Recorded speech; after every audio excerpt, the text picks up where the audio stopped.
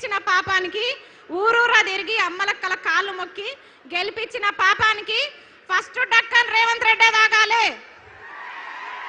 First Deccan Revanth Reddy తాగాలి. తర్వాత రాహుల్ గాంధీ తాగాలి. తర్వాత ప్రియాంక గాంధీ తాగాలి.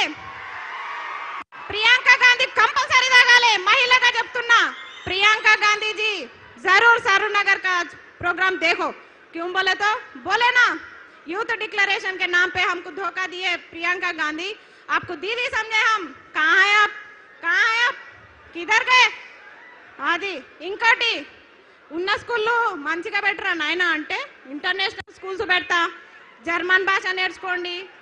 నీకు ఫస్ట్ ఇంగ్లీష్ వస్తుందా? నువ్వు ఫస్ట్ ఇంగ్లీష్ నేర్చుకో. నువ్వు ఫస్ట్ మాతృభాషలు నేర్చుకో.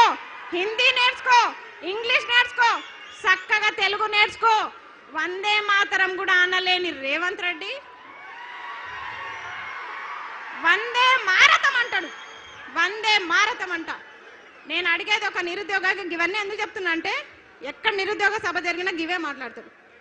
డక్కన్ కాదు, ఇంటిని డబ్బా దొరికితే మాత్రం రేవంత్ రెడ్డి ఇంటికే పోతా. చక్కగా ఇంటి డబ్బా పట్టుకొని రేవంత్ రెడ్డి ఇంటికి పోయి ఖచ్చితంగా ఫస్ట్ డక్కన్ నీతో తాపించిన తర్వాతనే, నీ ప్రభుత్వం ఏర్పాటు చేసిన తర్వాతనే. ఇంకొక ఆయన అంటాడు, చిక్కడపల్లి లైబ్రరీలోనే చెప్పినా నేను, చిక్కడపల్లి లైబ్రరీ సాక్షిగా చెప్పిన, అన్న ప్లీజ్ అన్న దయచేసి గురుకుల రీలింక్వెస్ట్మెంట్ ఇవ్వండి, మెగా డిఎస్ ఇవ్వండి ప్రకటించినట్టు. నేను టీచర్ అయి సపోర్ట్ చేయకుండా వెళ్ళిపోతా అని చెప్పిన.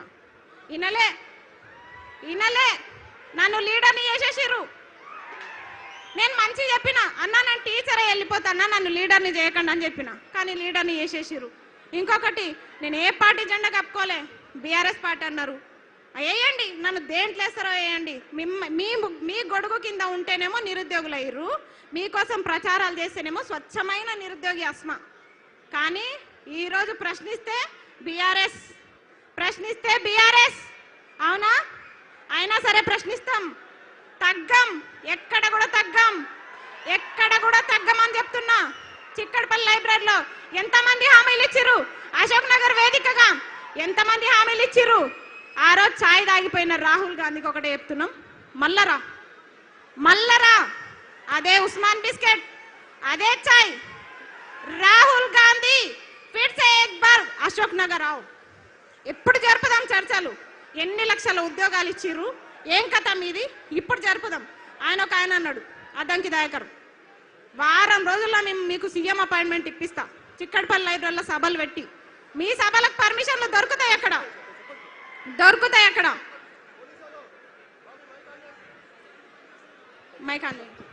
ఏ బాబు పోలీసులు మీకేం పని అయినా? ఏ పోలీస్ బయటికి వెళ్ళగలి, ఎందుకు డిస్టర్బ్ చేస్తున్నావు? నువ్వు వెళ్ళు బయటికి. వాళ్ళని బాబు కూర్చోండి, మీరు అందరు కూర్చోండి. పోలీసు వాళ్ళు దయచేసి బయటికి వెళ్ళండి అందులో నుంచి. ఎందుకు ఉంచుకుంటారు అవి? ప్లీజ్ కూర్చోండి, కూర్చోవాలి అందరు. ప్లీజ్ వెళ్ళిపోయారు, కూర్చోండి ప్లీజ్. ఈ పోలీసు వాళ్ళు ఎందుకో ఏడమైనా వెళ్ళిపెడుతుంటారు. జర పక్కకు జరగండి, జర ప్రశాంతంగా సభలు పెట్టుకుంటాం, జర పక్కకు ఉండండి. పర్మిషన్ ఉంది కదా సభకి, ఏడమైన ఇదేళ్ళు ఉంటుంది మాకు, కనీసం మాట్లాడుకోనియరు. సరే మళ్ళా డైవర్ట్ చేసారు. సరే నోటిఫికేషన్లు కదా, పెన్షన్ అన్నాడు కదా, సరే నువ్వు ఎట్లా పెంచవో చూస్తాం, గల్ల బట్టి బరాబర్ వసూలు చేసుకుంటాం. ఇంకొకటి, చాలా మంది కేసులు పెడుతున్నారని భయపడుతున్నారు నిరుద్యోగులు. మీకు చెప్తున్నా, నా మీద ఎన్ని కేసులు అయినాయి తెలుసా? అయినా సరే వెనుకకు తగ్గం. కేసు వేయించుకుంటాం, కొట్లాడతాం. 2 లక్షల ఉద్యోగాలు సాధిస్తాం.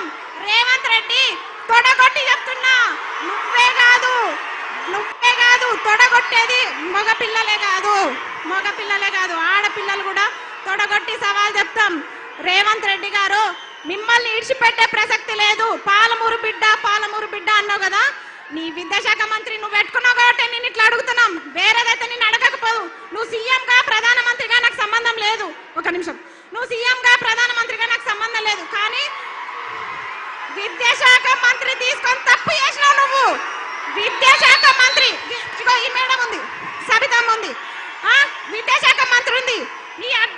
జీవోలు వచ్చినాయా? ఎన్ని జీవోలు తెచ్చినావు చెత్త మొకమోడా? చెప్పు, ఎన్ని జీవోలు తెచ్చినావు?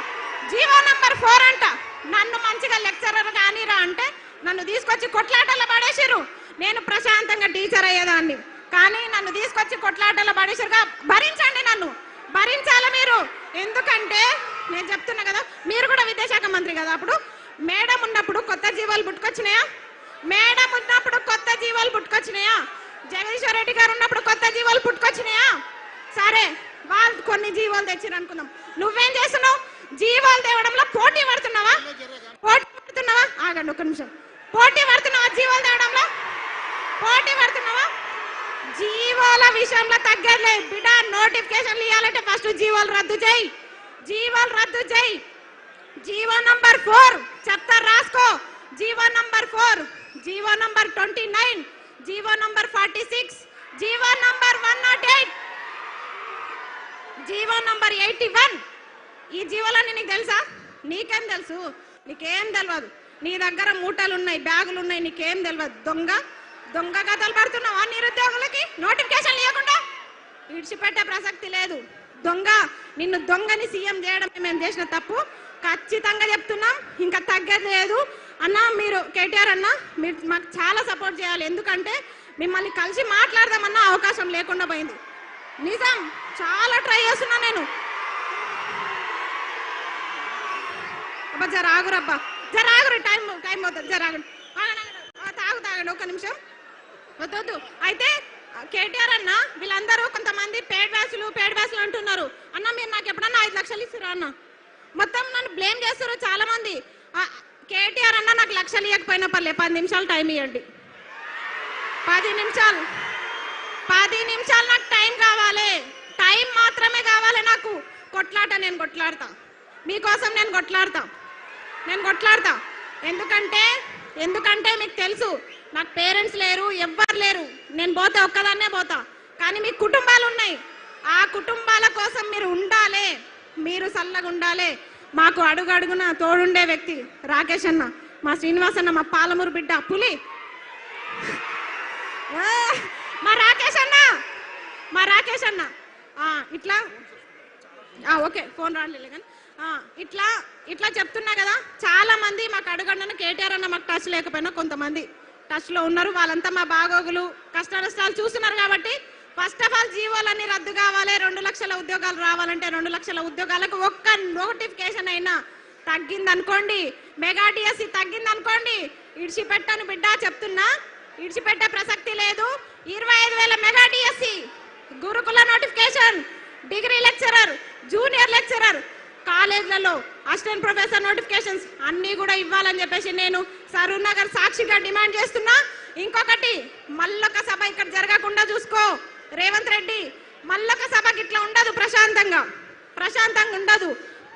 అదేమంటారు, కత్తులు బుల్లెట్లు మీతోనే కాదు, మాతోనే అవన్నీ అవసరం లేదు. పుస్తకాలు, పెన్నులు తీసుకొస్తాం బిడ్డ. పెన్ను ఎంత షార్ప్ ఉంటుందో తెలుసా? గుచ్చితే గుండెలా సస్తావు. అలాంటి గన్నులు మా దగ్గర ఉన్నారు. నిరుద్యోగులతో పెట్టుకుంటే ఏ ప్రభుత్వం కూడా నిలబడదు. పెట్టుకునే దమ్ముందా? జై నిరుద్యోగి. చాలంట, వాళ్ళు ఇబ్బంది పడుతున్నారు, వేరే వాళ్ళు మాట్లాడతారంట. సరేనా? ఏమనుకోకండి, చాలా మంది ఉన్నారు, వాళ్ళందరికీ కూడా మాట్లాడే అవకాశం రావాలి. కాబట్టి ఇంకా వీళ్ళ కోరిక మేరకు నేను ముగిస్తున్నా. థ్యాంక్ యూ అమ్మా, ధన్యవాదాలు. ఆకాష్ గారు